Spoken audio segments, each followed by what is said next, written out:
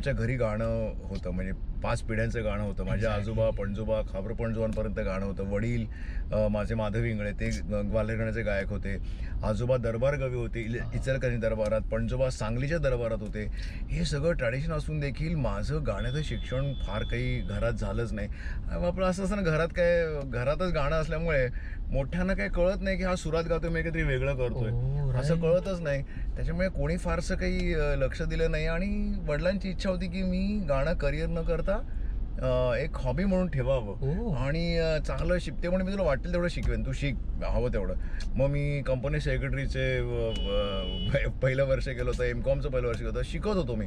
पण मला कधी वाटायला माहिती आहे, मी जेव्हा 12वीमध्ये असताना कॉलेजमध्ये 12वीत होतो आणि मी फक्त इंटर क्लास एक कॉम्पिटिशन होती, त्याच्यामध्ये मी गाणं म्हणलं होतं, मेरे नैना सावन भादो फिर भी मेरा मन प्यासा, फिर भी मेरा मन प्यासा. हे ते गाणं होतं, पहिलं गाणं माझं आयुष्यातलं पहिलं कॉम्पिटिशन म्हणलं, जेव्हा मी काही शिकलेलं नव्हतो, काहीच, फक्त घरात गाणं आहे, रक्तात आहे म्हणून.